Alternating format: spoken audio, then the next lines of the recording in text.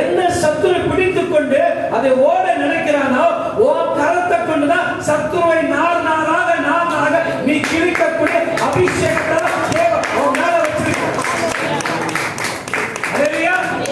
என்ன சொன்னாங்க? ஒரு முறை ஒரு சிங்கம் வந்தது, ஒரு கரடி வந்தது.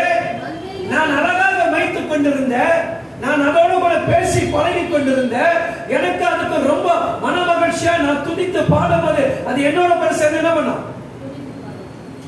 நான் என்ன பண்ணா, தாவீது எப்படிலாம் பாடுறான்னு நான் என்ன பண்ணா, இப்படிலாம் போதும். அல்லேலூயா. நான் எப்படிலாம் ஜெபிக்கிறேனோ அது போல என் குடும்பம் போகணும். நான் எப்படிலாம் ஜெபிக்கிறேனோ என் வாழ்க்கை அது போல போகணும். நான் எப்படிலாம் தேவனை மகிமைப்படுத்தணுமோ அது போல என் வாழ்க்கை மகிமைப்படணும். படப்படாதா? அப்ப இந்த அபிஷேகம் எங்க? அல்லேலூயா. தாவீதுக்கு ஒரு முறைதான் அபிஷேகம் பண்ணப்பட்டது. தாவீதுக்கு ஒரே ஒரு முறைதான் அபிஷேகம். அதுக்கப்புறம் என்ன பண்ணாங்க? நித்த அபிஷேகத்தை பெற்றுக் கொள்ளல.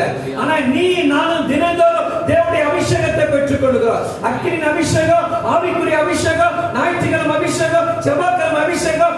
எப்ப பார்த்தாலும் ஆவியில நிரம்பி நல்லா தான் நீ ஜெபிக்கிறாய். ஆனா ஏன் உன்னால கிழிக்க முடியல? ஏன்? அல்லேலூயா. தாவீது என்ன பண்ணா? ஒரு முறை தான் அபிஷேகம் பண்ணா. யார் அபிஷேகம் பண்ணா? அல்லேலூயா. நீங்க எல்லாம் யாரால அபிஷேகம் பண்ணப்பட்டீங்க? சத்தமா சொல்லுங்க. அவனே ஒரு தீர்க்கதரிசி அபிஷேகம் பண்ணார். உங்களை வீட்டுல தனிமையில ஜெபிக்கும் போது ஆவியானவர் இறங்கி இருப்பார். அல்லேலூயா. ஒரு தேவ மனிதனை தவிர உனக்கு அடுத்த ஸ்டேஜ்னா உன்னை தேவன் ஊழியத்துக்கு அழைத்திருப்பார் என்று சொன்னா நீ தனிமையில் இருக்கும்போது ஆவியானவர் இறங்கி இருப்பார்.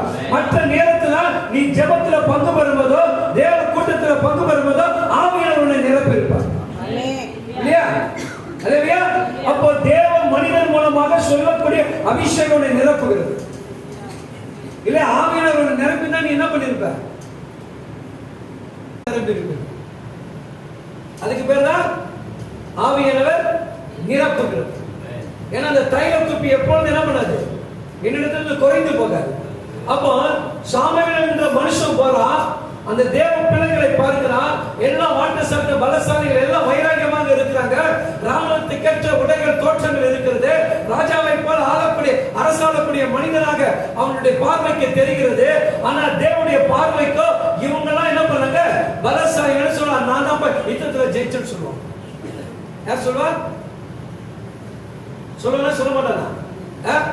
எனக்கு ஏற்கனவே சண்டை தெரியும். நம்மளுக்கு கேட்டு பாருங்க. சில பேர் ரொம்ப இதை ஜெபி